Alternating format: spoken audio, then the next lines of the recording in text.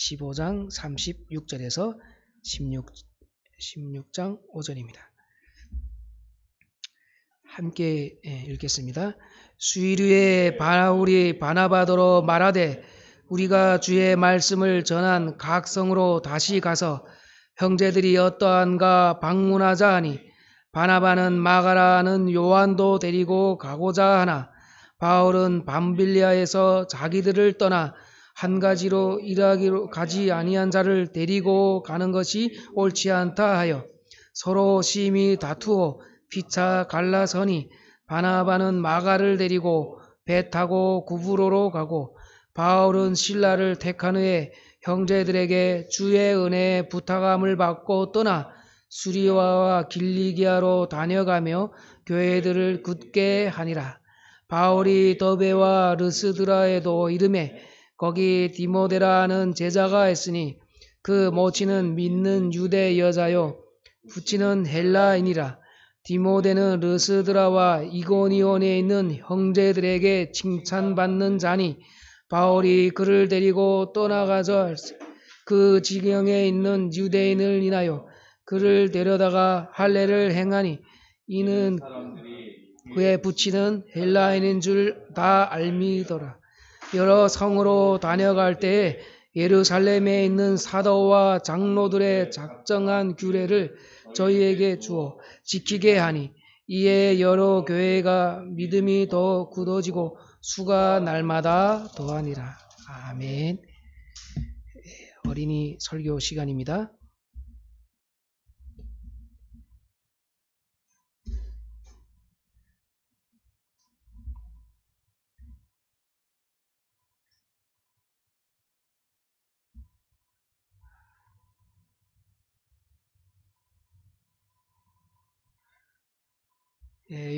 어린이 여러분 잘 지내셨어요?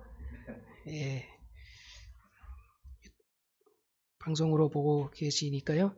소통은 잘 되지 않지만 오늘 본문은 바울과 바나바의 2차 선교 여행에 관한 내용입니다. 이제는 2차 선교 여행을 바울과 바나바는 떠나야 합니다. 그리고 여기에는 마가라는 사람과 디모데라는 사람이 등장을 합니다. 물론 이제 많은 인물이 등장하는데요. 15장 후반부에는 마가라는 사람을 데리고 갈 것인가 말 것인가라는 문제로 바울과 바나바 사이에서 큰 다툼이 일어납니다. 사도 바울과 바나바가 싸웠어요. 마가는 1차 선교여행 중간에 본인의 책임을 다하지 못하고 예루살렘으로 돌아가 버렸기 때문입니다. 바울은 이 일로 마가를 2차 여행에 데리고 가는 것을 강하게 반대합니다. 이 일로 인해서 바울과 바나바는 다투게 되었어요. 그래서 복음이 같이 이제 2차 선교 여행으로 이제 같이 떠나야 되는데 이제 이러한 다툼으로 인해서 복음이 두 갈래로 전해지게 되었습니다. 실라라는 새로운 인물도 복음을 전하는데 쓰임을 받게 되고요. 결국은 복음을 더욱 풍성하게 하는 계기가 되었습니다.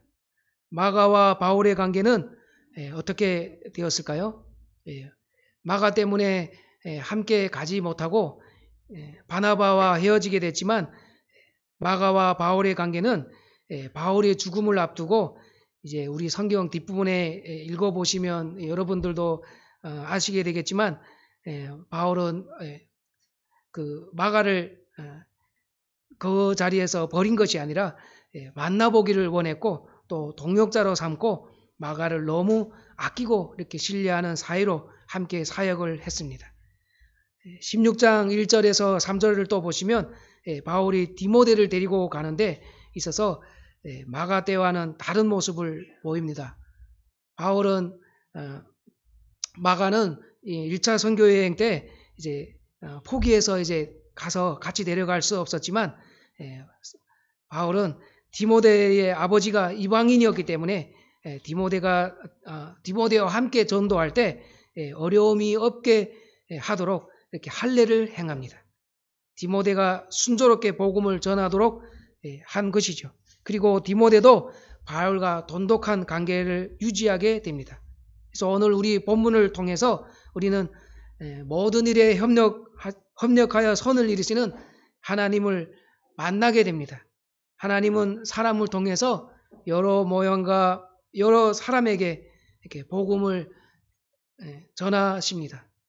비록 바울과 바나바가 그러한 다툼이 있어서 헤어지게 되었지만 하나님께서 이러한 다툼 가운데 더 풍성하게 또 많은 교회들을 개척할 수 있는 그러한 길을 열어주시고 그 가운데 또 바울의 제자라든지 여러 사람들을 붙여주셨어요. 그렇기 때문에 열린교회 친구들도 하나님을 신뢰하고 나아갈 때 물론 살아가면서 어렵고 힘든 일이 있다 할지라도 주께서 선히 우리와 여러분들을 쓰시고 또 복음을 전하는 어린이들로 그 사명을 감당하도록 쓰임받는 우리 열린교회 여러분이 되시길 기도합니다. 기도하겠습니다. 하나님 아버지,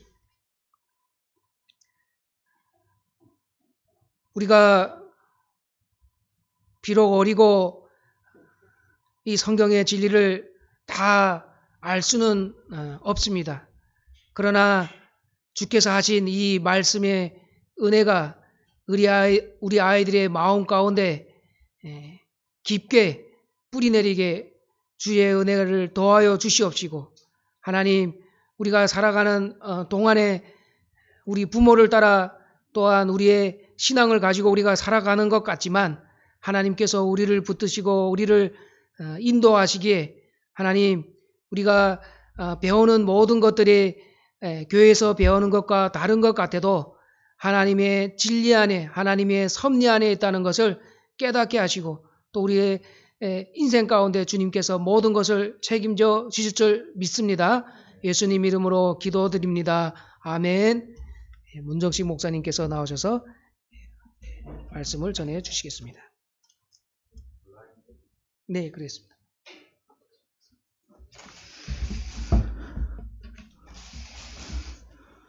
네, 주 안에서 한 성도 여러분 평안하셨어요? 네.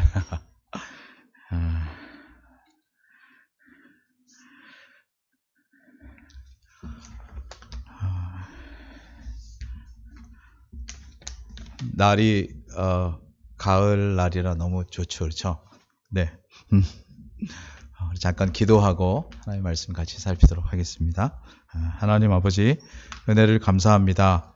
오늘 복된 주일을 저에게 허락하셔서 코로나로 인해 여러 활동과 또 우리의 만남들이 단절되었다 할지라도 주께서 또 주의 진리 안에 하나 되는 은혜를 누리게 해주시니 감사합니다. 곳곳에서 다양한 모습으로 함께 지금 예배에 참여하는 성도들의 심령 가운데 주께서 은혜를 허락하셔서 말씀이 주는 격려와 또 위로와 소망이 우리를 붙잡는 귀한 시간 되도록 도우시고 어서 얼굴과 얼굴이 대하여 보며 함께 예배하고 주님을 찬송할 수 있는 날을 주께서 허락하시기를 소망합니다. 간구하옵고 예수님의 이름으로 기도하옵나이다. 아멘. 조금 전에 우리 강도사님 통해서 그때 어린이 설교를 저희가 들었죠, 그렇죠? 그래서 어린이 설교를 통해서 또 하나 먼저 우리 교우들은 또 말씀을 간략하게나마 또 맛보는 은혜를 누립니다. 오늘 내용은 사실은 사람은 별로 원하지 않는 그런 갈등과 결별에 대한 내용이 담겨 있습니다. 그런데 이 사건 자체 말고 성경을 한번 잘 생각해 보면 성경은 우리의 기대가 담겨 있는 게 아니고 우리의 기대 넘어, 그러니까 즉 하나님의 일하심은 사람들의 기대나 사람들의 원하는 바를 따라서가 아니라 그것보다 더 크고 넓고 높다는 것입니다. 왜냐하면 우리는 무엇이 진행되는 데 있어서 잘 되기를 바랍니다. 무엇이 이렇게 되거나 뭐 어떤 일을 만나거나 하면 그것이 잘 되기를 바라는 게 우리의 다 마음이죠. 그런데 특별히 복음 사역, 특별히 선교의 사역에 있어서 복음이 정말 잘 전해지고 가는 곳마다 교회가 세워지며 아름다운 일들이 있기를 바라는 것이 더더욱 우리의 소망일 텐데, 성경은 아주 진솔하고 또 더불어 우리의 생각보다 더 큰 내용을 담아내기를 그렇게 얘기한 것처럼 되지 않고 아픔도 있고 슬픔도 있고 심지어 결별도 있음을 기록하고 있다는 것입니다. 그래서 성경은 대면하면 대면할수록 어떤 의미에서 우리로 하여금 훌쩍 자라게 합니다. 우리는 늘 그냥 기대하는 게 뭐 이렇게 되었으면 하고 하지만 성경은 그렇지 않은 아픔을 소개하면서도 결국은 우리를 더 크게 자라는 일을 허락하신다 하는 내용입니다. 지금 저희가 대면하고 있는 말씀은 사도행전 15장 36절부터 나옵니다. 이 15장에선 참 아름다운 스토리로 시작했잖아요. 그렇죠? 예. 안디옥 교회가 예루살렘 교회를 방문하고 예루살렘 교회로부터 참 아름다운 교제를 나누고 진리에 대한 귀중한 내용들을 소개받은 후에 또 마침 거기서 유다와 실라라고 하는 대표자를 보내서 그들로 하여금 안디옥 교회에 소개하는 이런 정말 예의가 가득한 그런 모습들을 봤고요. 그런 중에 중추적인 역할을 감당한 사람이 사실은 바나바와 바울이었습니다. 그런데 웬걸 오늘 본문은 그렇게 아름다운 팀인, 아름다운 스승과 제자의 관계인 바나바와 바울 사이에 갈등이 생겼던 것입니다. 그래서 이제 그것을 좀 풀어갈 텐데요. 사실은 이 후에도, 이거 지금 이 사건만 보지 마시고 이 후에 바울이 바나바를 회상하면서 했던 표현이 고린도전서 9장 6절에 이렇게 나옵니다. 어찌 나와 바나바만 일하지 아니할 권이 없겠는가 하면서 요 지금 고린도전서 9장 6절의 스토리들은 좀 다른 건데 그 표현은 뭐냐면 사실은 바울은 늘 마음속에 자신과 바나바가 한 팀으로 같이 있다. 요 내용이 이제 포함되어 있었다는 것입니다. 제가 그 얘기를 드리려고 합니다. 그래서 정말 바나바와 바울은 스승과 제자이면서 또 한 팀으로 안디옥에서 복음 사역을 감당했던 귀한 일인데 오늘 우리 감정으로는 원하지 않지만 하나님께서 얘기해 두신 일들이 벌어집니다. 그것이 이제 오늘 본문의 시작입니다. 아까 같이 읽었지만 36절부터 38절까지 다시 한번 같이 읽도록 하겠습니다. 시작.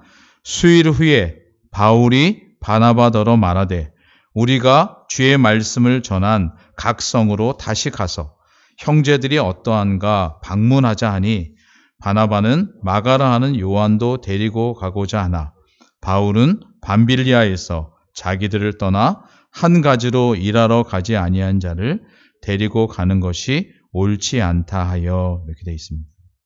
네, 앞에서 말씀드린 것처럼 유다와 실라를 예루살렘 교회로 돌려보낸 후에 이제 바울과 바나바가 새로운 사역에 대해서 논의를 하던 중에 사건이 발생합니다.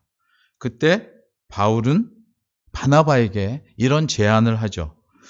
그동안 우리가 복음을 전한 각성으로 가서 형제들이 어떠한가 살펴보자. 이렇게.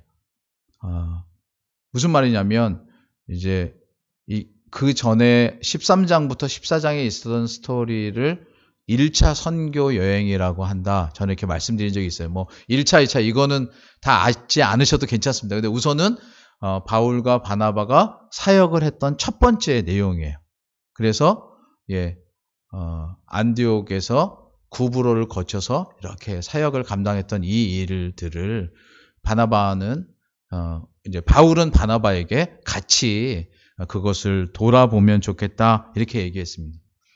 그 사건은 그러니까 그렇게 하자고 하는 제안은 아무런 문제가 없고 좋았는데 그때 바나바가 제시한 내용이 뭐냐면 마가라고 하는 요한도 그러면 우리가 데리고 가자 이렇게 새로운 동행자를 제안을 했는데 갑자기 바울이 은혜를 받은 자임에도 불구하고 나는 그 사람과 같이 할 수 없다 이렇게 얘기를 합니다. 전혀 사실은 그 바나바는 생각지 못했던 것이죠. 그런데 이게 2000년 전에 있었던 역사적인 사건입니다. 그래서 이것을 이렇게 보면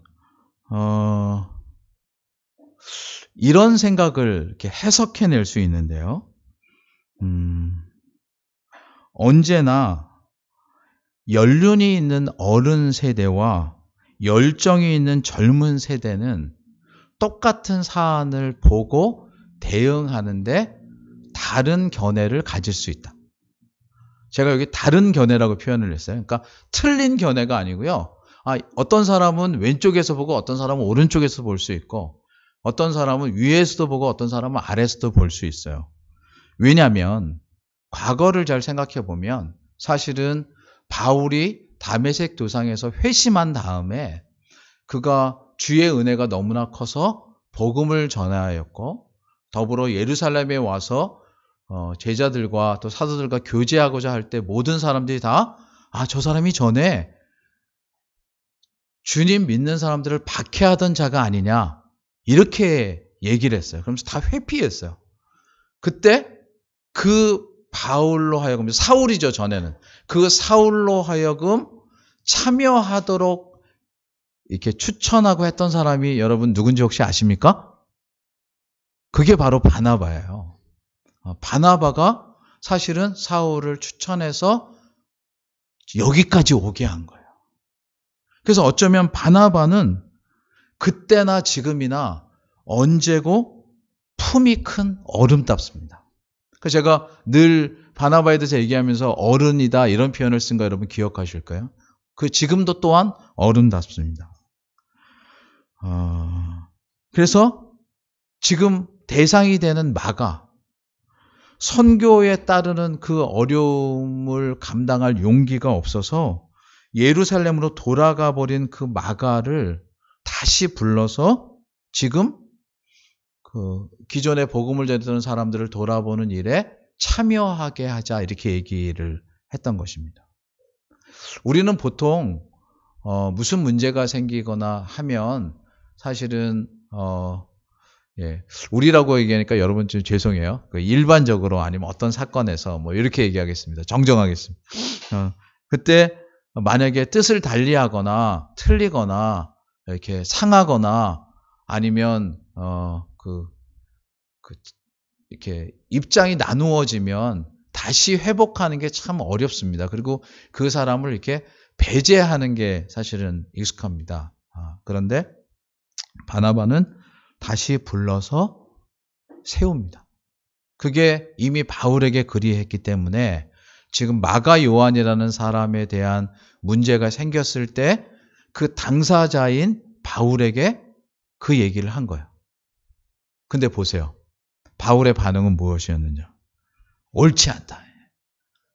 옳지 않다는 건 뭐냐면 틀렸다. 그러니까 다르다는 표현이 아니고 틀렸다. 그러니까 못한다.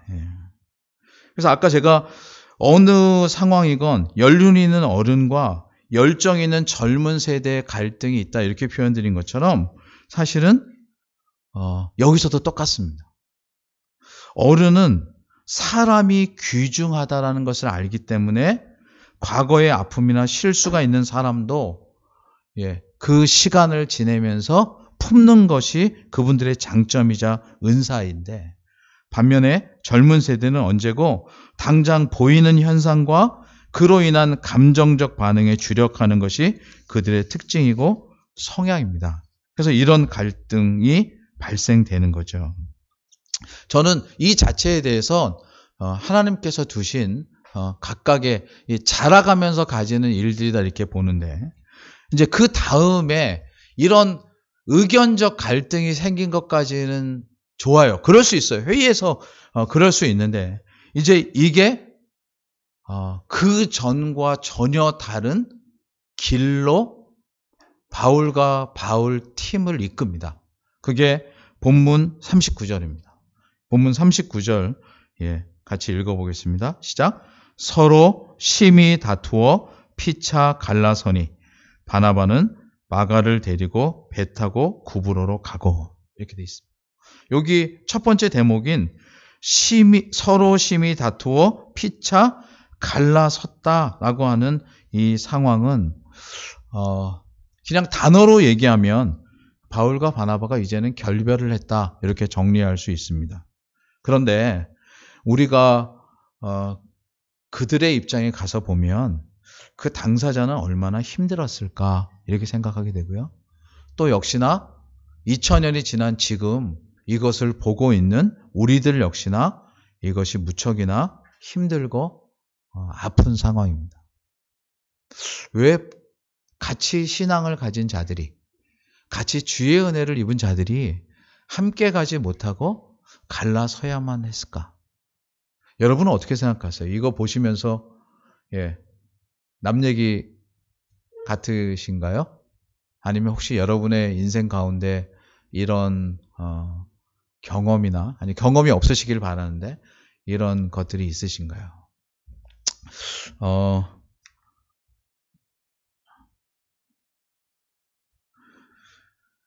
저는 사실은 이러한 경험이 한번 있습니다. 저는 제가 신학교를 이렇게 다닐 때 제 동기 목사님인데요. 저희 교회도 몇 번 오셨어요. 그 사실은 제가 앞에서는 아니지만 저에게 누가 물으면 제가 참 존경하는 목사님이다 이렇게 얘기할 정도로 사실은 귀하게 여기는 분이 있습니다.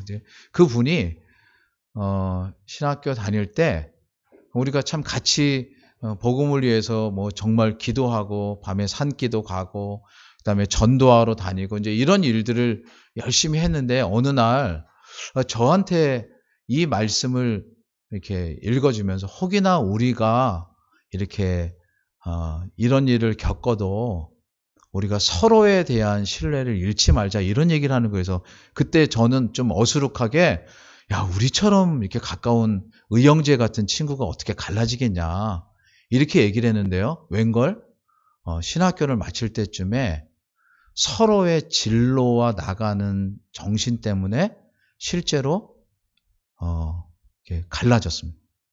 만나지 않고요. 더 이상 서로 교제하지 않기로 했습니다. 얼마나 아팠는지 몰라요. 근데 사실은 그 시간이 지내면서 서로 하나님이 이렇게 만드시는 시간을 거쳤고요. 그래서 이후에 저는 이제 열린교회에서, 그분은 또 다른 교회에서 이렇게 목회자로 구비되면서 하나님께서 우리로 서로 각각 그 우정을 사실은 이렇게 잃어버린 것 같았지만 그 시간 속에서 빚으신 것을 서로 더 체험했고, 그리고 이후에 목회자로 다시 만나면서 지금껏 정말 계속 기도하고 각각이 두신 부르심을 존중하는 이런 시간을 갖고 있습니다. 지금도 참 그래서 이 말씀을 대할 때마다 그때 참 오래전 사건인데요.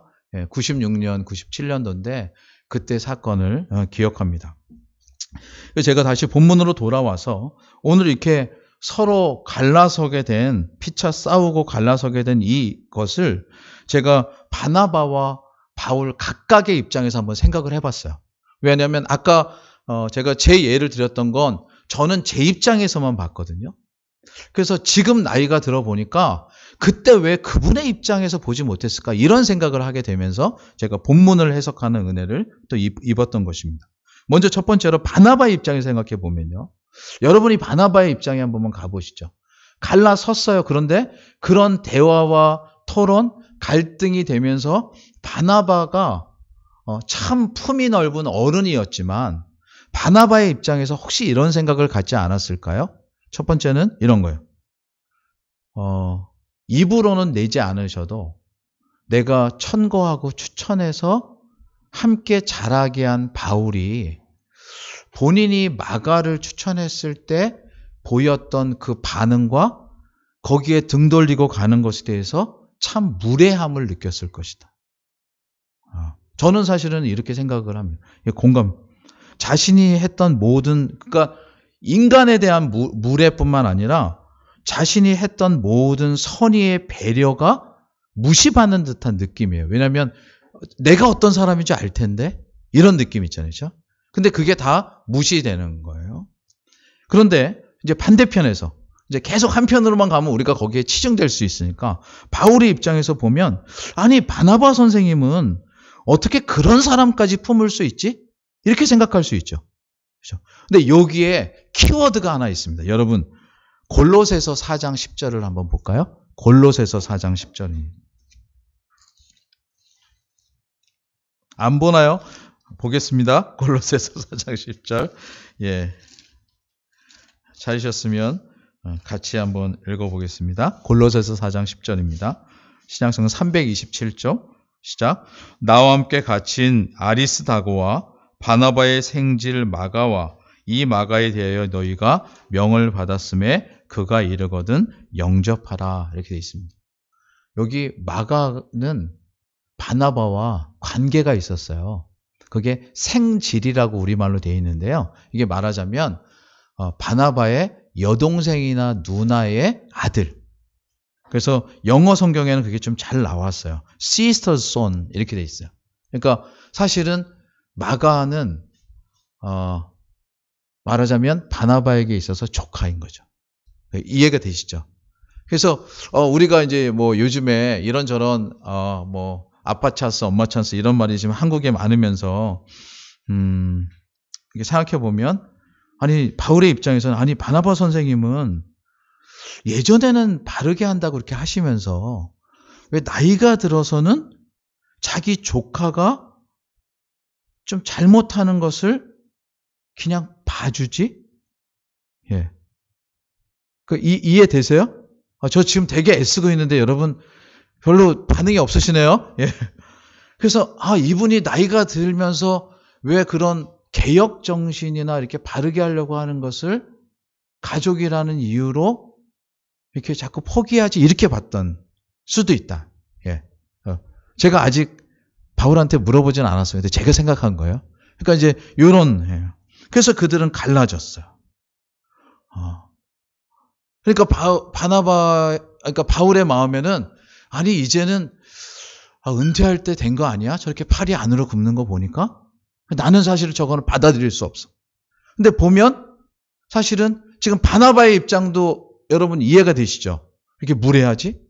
또 바울이 볼 때 아니 아무리 그래도 공적인 일에 가족을 어떻게 안 한다고 저렇게 선교여행을 포기하고 돌아가 버린 사람을 어떻게 다시 이렇게 볼 수 있어요. 그러니까 두 분 다 사실은 나름대로 이유가 있었던 거예요. 근데 그 결과 그들은 갈라졌고 각각 자신들이 원하는 사람인 바나바는 마가를 데리고 과거의 사건들을 돌아봐요. 근데 여기 잘 보면 아까 본문에 우리가 36절에 한 내용이 있죠. 36절에 뭐냐면 바울이 바나바에게 제안했던 게 뭐냐면 우리가 주의 말씀을 전한 각성으로 다시 가서 형제들이 어떠한가 방문하자 이렇게 했어요. 기억하시죠? 그러니까 바나바는 마가를 데리고 뭘 했냐면 바울이 제안했던 일을 지금 한 거예요. 이해가 되세요? 제가 왜 이렇게 얘기하냐면요. 심히 다투어 갈라섰다라고 하는 것만 우리를 붙잡으면 그냥 갈등과 결별 여기에서 딱 끝나는데 아니에요. 이게. 그래서 각각의 입장은 이렇지만 바나바는 마가를 데리고 바울이 제안했던 그 일을 지금 하는 거예요. 사실은 모르겠어요. 여러분 지금 이제 설교를 듣는 입장에 계시니까 모르겠는데 저는 이 본문을 이렇게 연구하고 설교를 준비하면서 이게 어른이구나. 이런 생각을 했어요. 우리는 이게 싫으면 뒤돌아보고 싶지 않은 이런 것도 있는데, 여기는 바나바는 자신을 반대했던 바울이 얘기했던 마가를 데리고 바울이 제안했던 일을 하는 거예요. 이게 교회가 세상과 다른 고급함 같습니다. 또 바울은 예루살렘 교회에서 대표단으로 자신들과 함께한 적이 있는 실라를 택해서 그 다음에 사역을 감당합니다. 그 결과 바나바와 바울 둘은 안타깝게도, 이게 사실은 안타깝게도, 이건 좀 다소 우리의 감성을 가지고 안타깝게도 이후로 다시 같이 사역하지는 않습니다만, 또 다른 면에서 생각해 보면 바나바는 마가 요한과 함께 기존의 사역을 든든히 하는 것으로 바울에 대한 그 아픔을 승화시켜서 그 사역도, 그에 대한 예의도, 그를 위한 배려도 감당합니다. 또 바울은 이제 바나바가 아닌 젊은 티논인 실라와 함께 새로운 선교 사역과 미답지를 향한 도전을 이어갑니다. 이렇게 보니까 좀 다르게 보이죠, 그죠? 갈등과 결별이에요.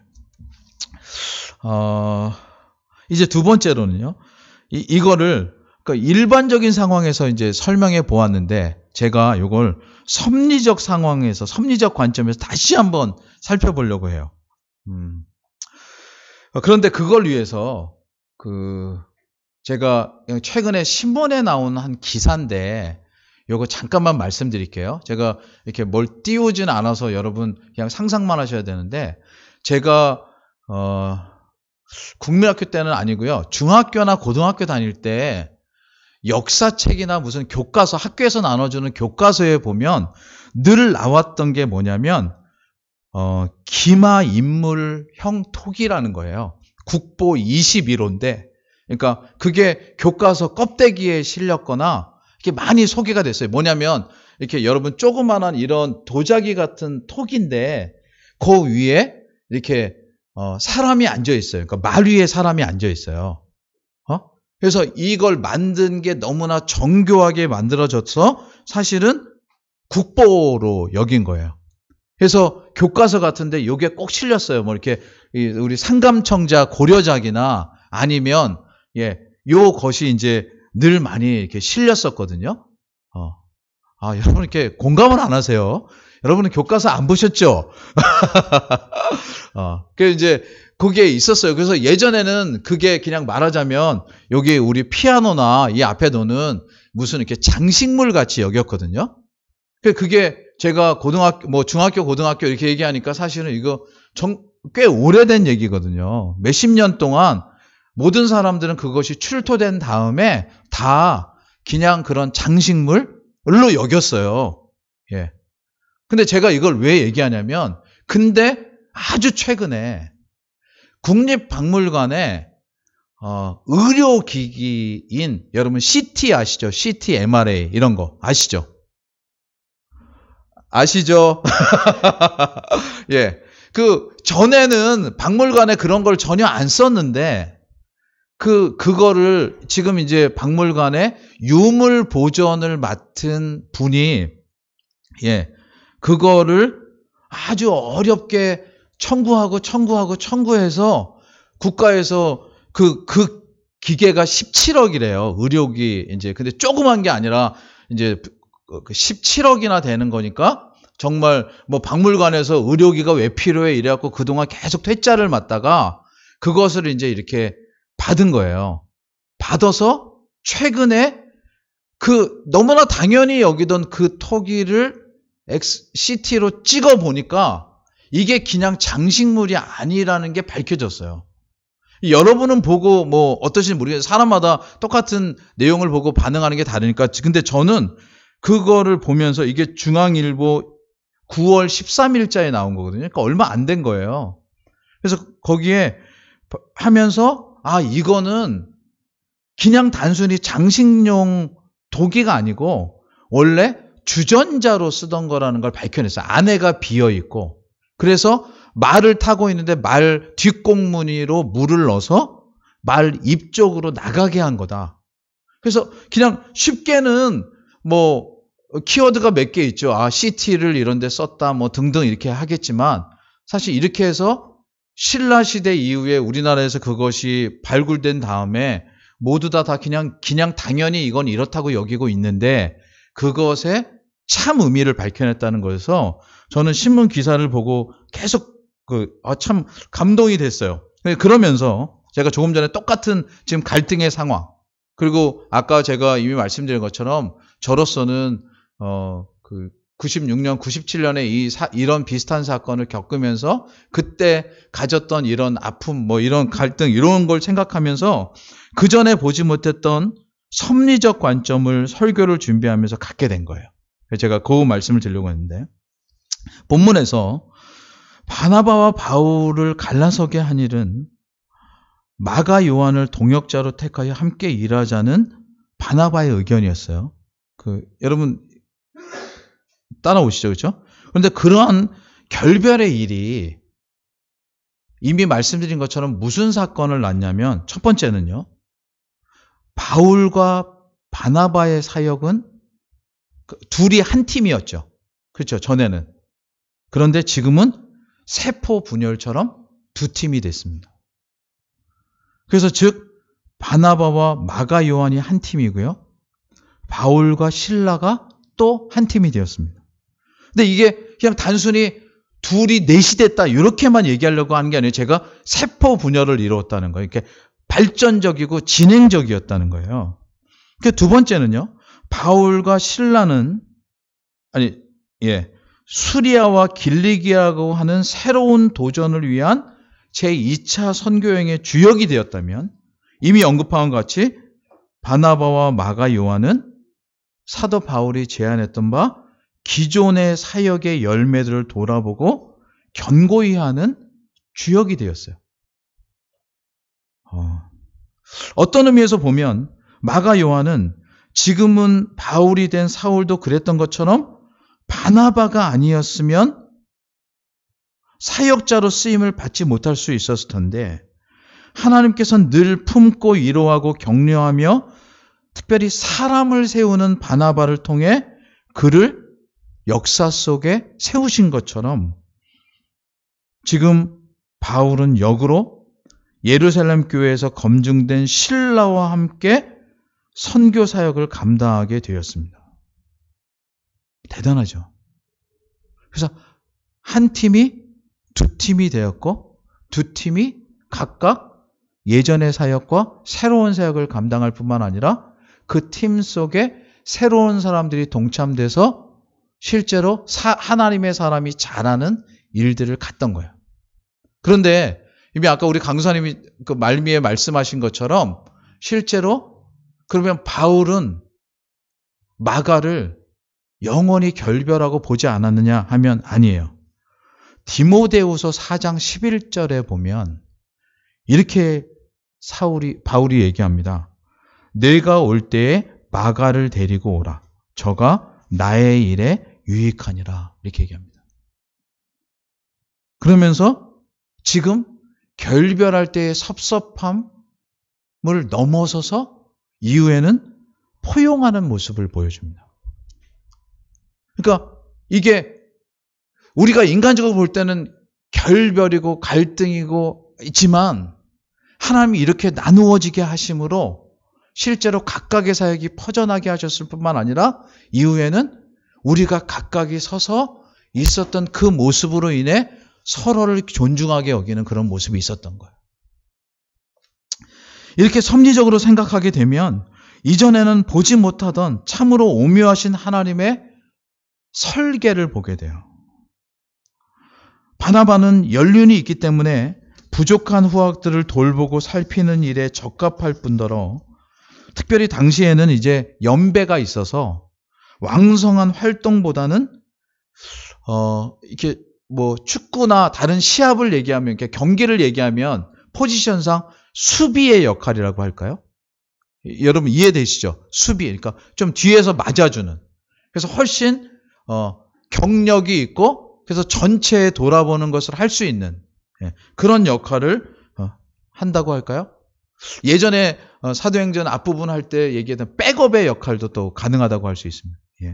이런 역할이 잘 어울립니다.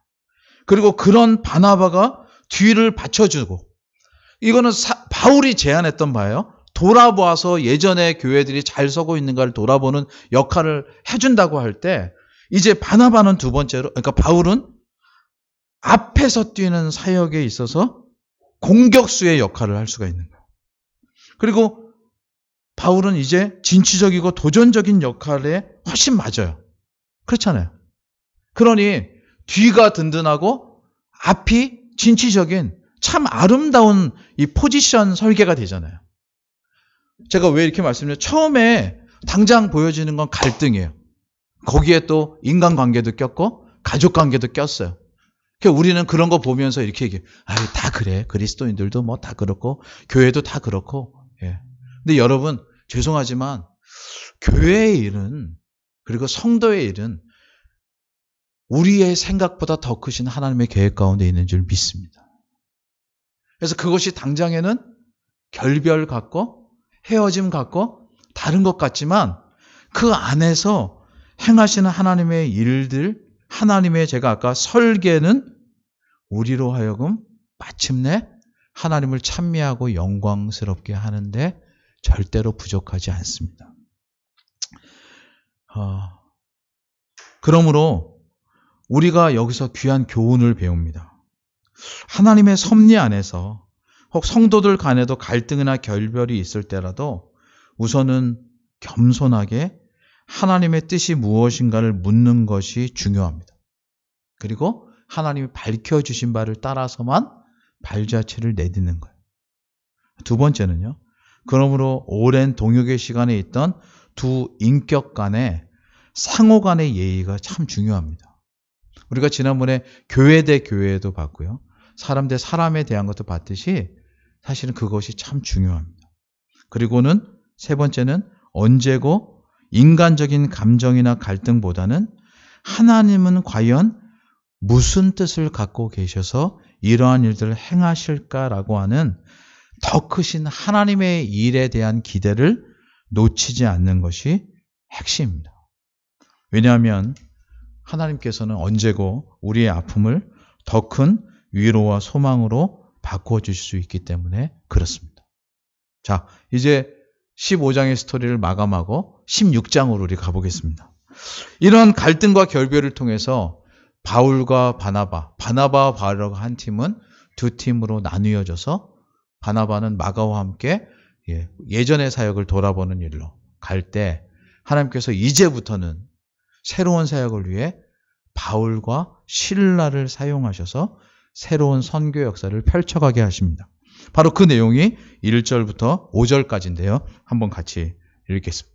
16장 1절부터 5절입니다. 시작.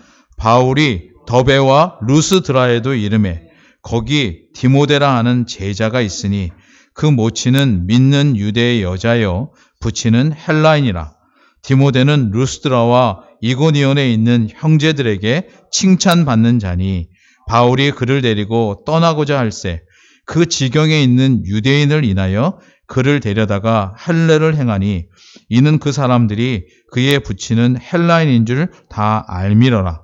여러 성으로 다녀갈 때에 예루살렘에 있는 사도와 장로들의 작정한 규례를 저희에게 주어 지키게 하니 이에 여러 교회가 믿음이 더 굳어지고 수가 날마다 더하니라. 아멘.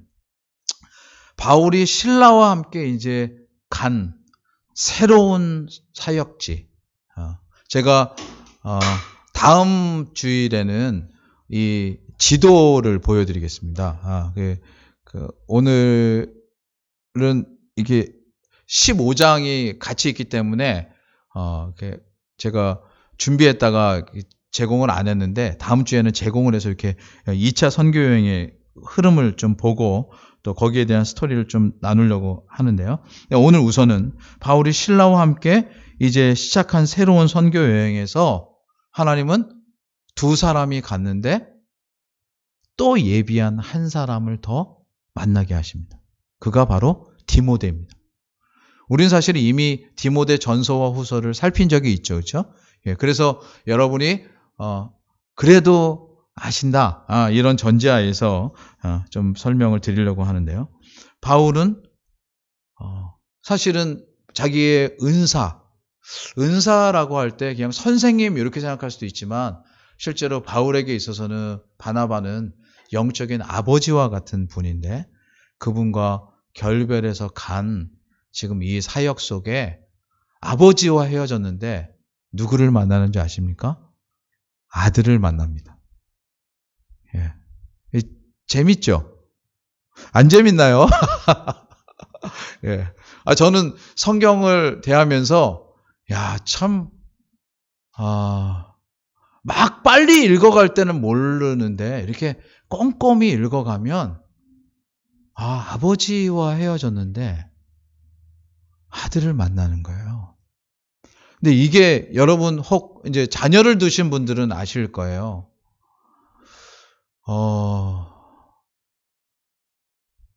그 자녀를 허락하시는 건 하나님입니다. 그 자녀를 통해서 기쁨을 얻게 하시는 것도 하나님입니다.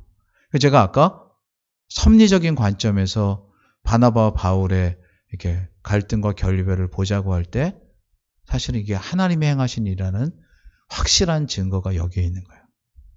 그래서 하나님께서 바울로 하여금 이제 바나바를 떠나 혼자 독립하여 서서 사역을 신라와 이어갈 때 디모데를 만나게 하심으로 이걸 느끼게 하시는 거죠. 내가 너와 함께한다. 결코 너 사역을 떠나지 않는다. 예. 그래서 디모데를 만나는데요. 디모데는 어떤 사람인가라고 할 때 아까 디모데후서 4장을 봤던 것처럼 디모데후서 1장을 여러분 한 번만 보시면 제가 읽을 테니까 그냥 보세요. 1장 3절로 5절인데 디모데의 가족에 대해서 여기 바울이 기록한 내용이에요. 디모데후서 1장 3절로 5절. 나의 밤낮 간구하는 가운데 쉬지 않고 너를 생각하여 청결한 양심으로 조상적부터 섬겨오는 하나님께 감사하고 내 눈물을 생각하여 너 보기를 원함은 내 기쁨이 가득하게 하려 함이니 이는 내 속에 거짓이 없는 믿음을 생각함이라. 이 믿음은 먼저 내 외조모 로이스와 내 어머니 유니게 속에 있더니 내 속에도 있는 줄 확신하노라. 이렇게 얘기합니다. 그래서 이 말이 뭐예요? 바울이 정말 그러니까 복음을 전하기 위해 신라와 지금 처음 간 곳인데 거기서 디모데를 만났어요. 근데 디모데가 바로 이렇게 전에 어머니를 통해 전에 외할머니를 통해서 신앙을 전수받아 가지고 있던 사람이었던 거예요. 그리고 그 안에 있는 순전함. 여기 보니까 내 속에 거짓이 없는 믿음. 그러니까 이건 뭐예요? 사람의 것이 물타지 않은 하나님의 행하심을 바라보고자 하는 순전함이 있던 사람이었던 거예요. 그러니 얼마나 바울이 볼 때 귀하겠어요. 그렇잖아요. 정말 마음속에 앞에서부터 제가 얘기했죠. 하나님이 디모데를 만나게 하시려고 나를 바나바 선생님과 결별하여 이리 오게 하셨나 보다라고 느낄 수도 있어요. 정말이에요. 그리고 이런 기쁨이야말로 실제로 사역자가 갖는 하나님의 위로입니다. 인간적인 사람을 만나는 건 어디에나 있어요. 근데 하나님의 마음을 품고 하나님을 향한 진심으로 만나는 일은요, 사역자들이 가면서 누리는 큰 기쁨이에요. 저희가 오늘도 공동 기도 시간에 다음 세대를 위한 기도를 하면서 이런 기도했죠. 그렇죠? 우리가 다음 세대의 사람들을 길러서 그들로 복음화, 제자와 사역자와 한다. 그 안에 이렇게 발전이 있는 거예요. 처음에 예수 그리스도를 믿게 하고 그가 주님을 위해서 살게 하고 그러면서 그가 정말 전 삶을 바쳐서 주님을 위해서 헌신하는 사역자가 되게 하는 것이 교회가 해야 될 마땅한 일이다. 이런 표현인데 실제로 바울이 여기 지금 디모데를 만나면서는 이미 복음이 심겨져 있고 이미 주의 제자로 구비되어 있는 모습을 본 거예요. 그에게 남은 건 이제 정말 그가 주님의 복음을 위해서 사역자로 살고자 하는가 한다면 그를 양육하고 길러서 그 복음에 합당한 사역자가 되게 하는 것이다. 이런 거죠. 그런데 디모데 전서와 후서를 보면 이미 그가 목회자로 이제 안수를 받고 그 일에 참여하고 있는 것을 봤을 때 바울로서는 너무나 귀한 만남이다. 하나님이 예비하신 사람이다. 하나님께서 그를 통해서 더불어 함께 일하게 하시리 참으로 복되다. 이것을 생각하셨을 거예요. 자, 그런데 이제 사실은 그 디모데는 어머님과 외가가 모두 신실한 유대인이었지만 그의 부친은 헬라인이었어요. 그래서 오늘 본문에서는 그에게 헬라인이기 때문에 할례를 행합니다. 혹 유대인들 안에 문제가 발생될 수 있는 그것을 해결하게 합니다. 그런데요, 이거를 다르게 보면 이런 거예요. 혈통상 유대인과 이방인이라고 하는 이 늘 문제가 되는 양쪽 모두에게 복음을 전할 수 있는 선천적으로 갖춰진 사람이다. 이렇게 볼 수 있죠. 우리 이제 원필 형제 같은 경우도 그렇잖아요. 한국 분들에게도 복음을 전할 수 있고 중국 분들에게도 복음을 전할 수 있고. 제가 전에 만났던 한 전도사님은 부인이 미국 분이세요. 그래서 이 분이 무슨 일을 놓고 기도하고 있냐면, 그러니까 양쪽 다 두 문화권을 다 복음화하는 일에 하나님 자기를 부르셨나 보다. 그러니까 자신이 생각하지 못했는데 하나님이 그 아내를 만나게 하시고 그 아내, 그러니까 이제 유학지에서 만난 건데 만나게 하시고 결혼하게 하심으로 하나님께서는 다양한 민족들을 품을 수 있을 만큼 하게 하시는 거다. 실제로 지금 그런 사역을 하고 있습니다. 지금 디모데도 마찬가지죠. 양쪽 모두를 포괄할 수 있는. 그래서 복음 전파에 최적화된 사람이에요. 이거는 선천적인 이점을 가지고 있었다 이렇게 볼 수 있어요. 근데 그에 더하여 오늘 본문 16장 2절을 보면 참 하나님께서 그를 예비해 놓으심이 얼마나 귀했던지 2절에 이렇게 돼 있습니다. 디모데는 루스드라와 이고니온에 있는 형제들에게 칭찬을 받는 자다 이렇게 돼 있습니다. 그래서 사도 바울로서는 디모데야말로 참으로 귀중한 하나님의 사람으로 구비되어 있었다 이렇게 말할 수가 있습니다. 이 대목에서 잠깐 이런 이야기를 주께서 제게 마음에 주셔서 제가 조금만 덧붙이고 싶습니다. 일반적인 교훈인데요.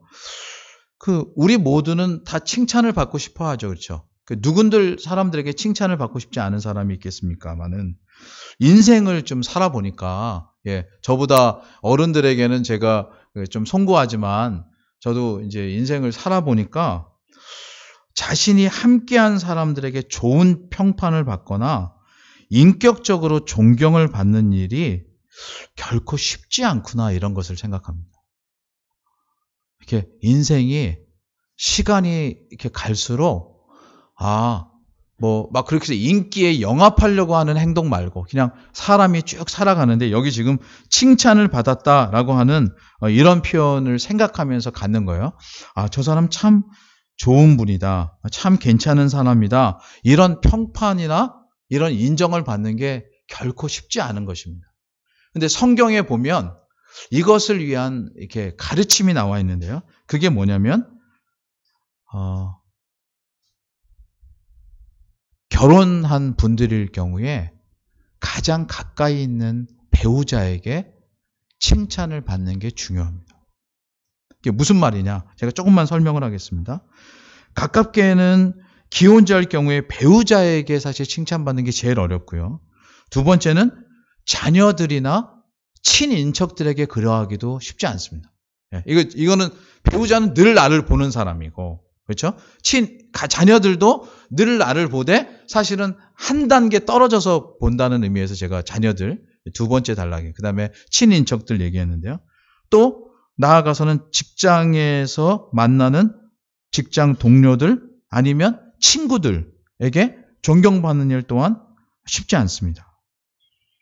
좀 더 확대해서는 여러 가지 관계한 사람들, 즉 주거지의 이웃들이나 내가 속한 어떤 단체나 어떤 사람들, 뭐 교회로 봐서는 지역적인 노예나 전국적인 총회, 이렇게 지금 이 단락을 넘어가면 더 어렵습니다. 뿐만 아니라 잘 모르는 일반 사람들에게 칭찬을 받는 일은 더더욱 어렵기도 하고요. 특별한 일이기도 합니다.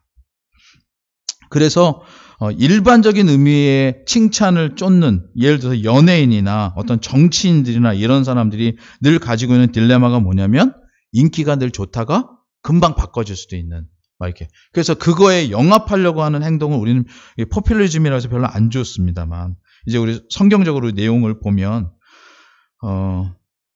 사람들에게 좋은 평판과 좋은 존경을 받는다고 할 때 이것은 어디서부터 단추를 끼워야 되는가 하면 가장 첫 단추는 배우자입니다. 가장 가깝고 가장 잘 아는 동역자이자 동반자인 배우자. 그 남편에게 있어서는 아내고요. 아내에게 있어서는 남편입니다. 이분들이 뭐라고 그 배우자를 평가하는가가 아주 중요한 것을 성경은 가르쳐 줍니다. 그래서 결혼에 대해서 교훈하는 사도 바울의 가르침에 그러한 내용이 있습니다. 에베소서 5장 22절로 25절인데 제가 그냥 읽겠습니다. 아내들이여 자기 남편에게 복종하기를 주께 하듯 하라. 이는 남편이 아내의 머리됨이 그리스도께서 교회의 머리됨과 같음이니 그가 친히 몸의 구주시니라. 그러나 교회가 그리스도에게 하듯 아내들도 범사에 그 남편에게 복종할지니라. 남편들아 아내 사랑하기를 그리스도께서 교회를 사랑하시고 위하여 자신을 주심같이 하라. 이렇게 되어 있습니다. 여기서 아내에게 말하는 순종은 억지나 강압에 의해서 행하는 굴종의 의미가 아닙니다. 남편이 자신을 사랑하는데 남편이 희생과 헌신을 통해서 자기를 사랑하는 것을 알면서 그에 반응하는 존경의 표현이 순종인 거예요. 그래서 남편의 말을 가장의 말로 듣고 그것을 존중하고 세워주는. 그래서 여러분 이렇게 부부간에 대화할 때 뭐 여러분 자신도 있겠지만 여러분이 다른 가정을 볼 때도 부부간에 대화할 때 어떤 부부는 들으면 이게 죄송해요. 친구 같아서 참 좋아요. 근데 보기는 좋아. 근데 질서가 없어요. 제 표현 이해하시겠어요? 어쩔 때는요, 공개적으로 부인이나 남편이 서로 상대방을 남 앞에서 험해요. 참 안타까운 일이에요. 근데 성도들에게 있어서 중요한 것은요, 꼭 외부에 나갈 때 남편과 아내에게 경고를 주지 않아도 늘 남편과 아내가 보여주는 모습이 서로를 존중하고 서로를 세워주는 이 아름다운 모습이 가정 안에 있을 때 여러분 보세요. 순차적으로 남편과 아내의 관계, 자녀의 관계, 그럼 자녀들이 뭘 보겠어요? 우리 아빠와 우리 엄마는 서로를 존중하고 서로를 세워주는 거다.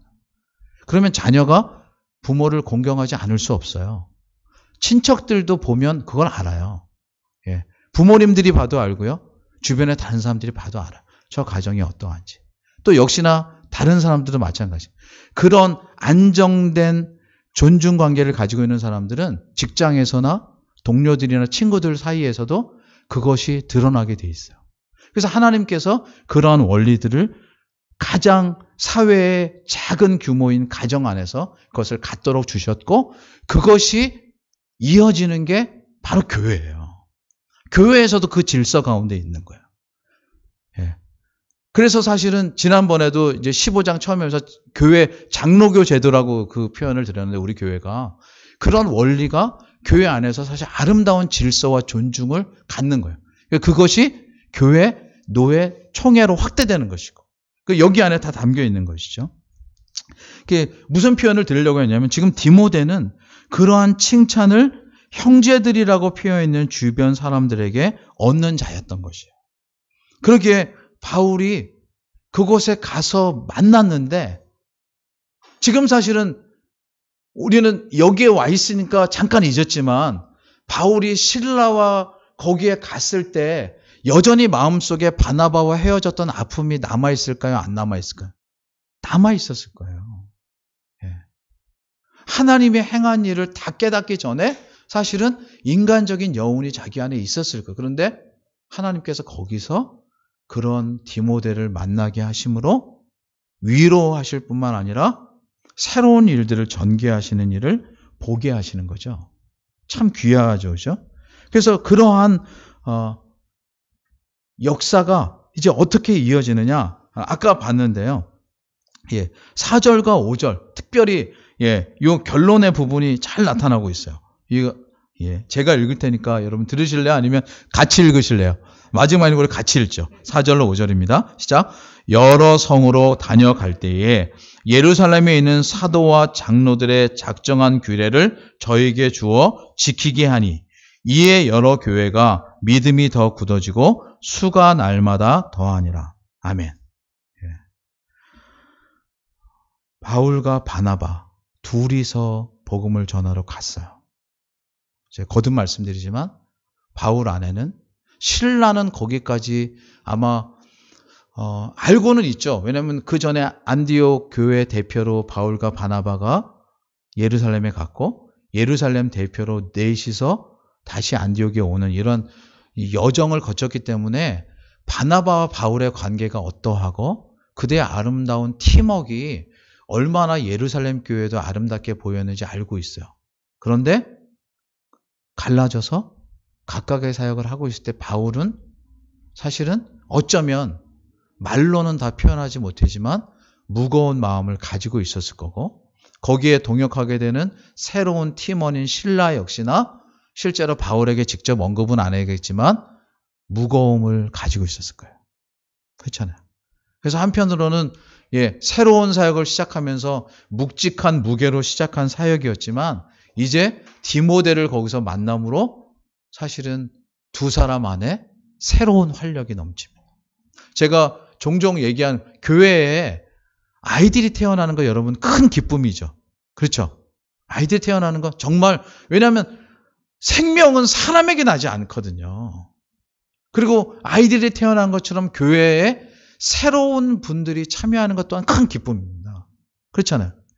그러니까 새로움이라고 하는 게 정말 사람에게 나지 않은 것이라고 하는 걸 모두가 공감할 때 그 새로움은 하나님의 함께 하심을 느끼게 하는 거고 하나님이 우리를 지금 기뻐하신다는 확증이 되는 거예요. 그러니까 디모데는 지금 그런 존재예요. 하나님이 예비해 놓으신 사람이요. 그가 그곳에서 칭찬받음으로 실제로 함께 동역하게 됐을 때 새로운 길을 걸어가는 세 사람에게 하나님이 이제 내가 너희와 함께한다 뿐만 아니라 내가 너희로 하여금 디모데가 그 지방에서도 그랬던 것처럼 가는 곳마다 하나님의 선하심과 인자하심을 드러내고 그것이 모두 다 존중받는 일들을 하게 하시겠다는 약속으로 다가왔던 것입니다. 사랑하는 성도 여러분,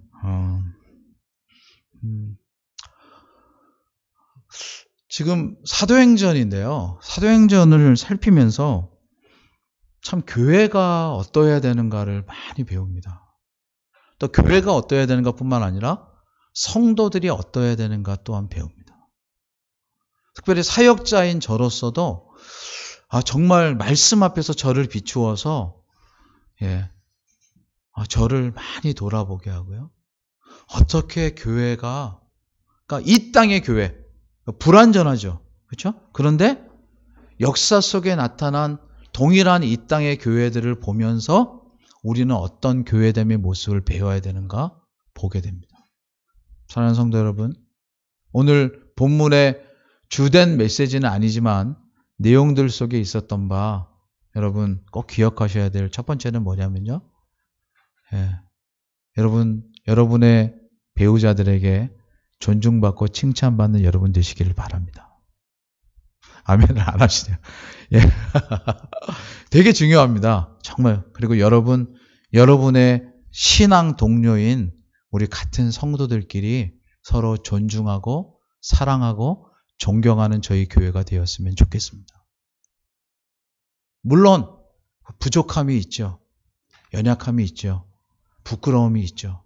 그런데 여러분 바나바가 보여준 것처럼 혹 자신을 배반까지는 아닌데 무례행하고 떠난 사람이어도 바울이 제안한 걸 지켜내고 그것을 감당하는 성숙함 또한 가질 수 있는 게 교회임을 여러분 기억하시기 바랍니다. 이럴 때 정말 많이 자신을 돌아보게 됩니다. 여러분은 안 그러시겠지만 정말 인격적으로 부족하고 여러 실력이나 여러 부분에 너무나 부족하기만 한 저는 너무나 많이 돌아보게 됩니다. 그리고 우리 교회에게 주님이 이 말씀을 주심을 생각할 때 너희 못하니까 이 말씀 들어 이런 게 아니고 우리 교회로 어떻게 서야 하는가를 가르쳐 주시는 주의 말씀인 것 같아서 너무너무 마음에 은혜가 가득했습니다. 주님이 포기하지 아니하시고 주님이 계속 자라가기 원하시고 주님이 세우시기 원하시는 저희 교회라고 할 때 간절히 소망하기를 저희 안에 혹 갈등이나 결별의 시간이 있었다고 할지라도 이제 그것을 넘어서 더더욱 세워주고 더더욱 아껴주며 존중하는 일을 통해 저희도 디모데와 같이 하나님의 사람들이 더더욱 커가는 열린 교회가 되기를 주님의 이름으로 축원합니다. 아멘. 네, 기도하겠습니다. 하나님 아버지 은혜를 감사합니다. 제게도 경험하게 하셨던 아픔의 기억이 있어서 사도행전 15장 말미를 살피면서 얼마나 가슴이 가시처럼 찔렸는지 모릅니다. 그런데 이 말씀이 담긴 의미를 이제 오랜 시간이 지나서 더 깊이 깨닫게 하심으로 하나님의 섭리를 돌아볼 수 있는 은혜를 주셔서 감사합니다. 하나님께서는 우리 인간들의 갈등과 결별보다 더 큰 넉넉함과 품음을 통해 주님의 복음의 역사가 더 퍼져나가도록 하는 일들을 계획해 두셨기에 주님 이것으로 인한 은혜가 저희에게 가득합니다. 뿐만 아니라 혹 젊고 어리고 약한 자들의 하는 무례와 혹 반발과 갈등 속에서도 그것을 선으로 갚는 일은 그가 가졌던 오름을 대신 감당하는 바나바의 모습을 통해 저희도 어떻게 교회의 어른으로 서야 되는지 또한 배우게 해주셔서 감사합니다. 하나님, 이러한 배움들이 저희 가운데 더더욱 깊어지고 가득해져서 이후에 많은 시간이 지난 후에 이제 바나바와 바울과 갈라졌던 이 일이 2000년 후에 우리에게 귀한 교훈을 주는 것처럼 저희 교회가 오랜 지난 후에 그때 그 사건이, 그때 그 일들이, 그때 그 아픔들이 결국은 하나님의 더 큰 섭리로 우리를 자라게 하기 위하셨던 선물이었구나를 누리는 저희들 되도록 주님 도와 주옵소서. 감사하고 예수님의 이름으로 기도하옵나이다. 아멘.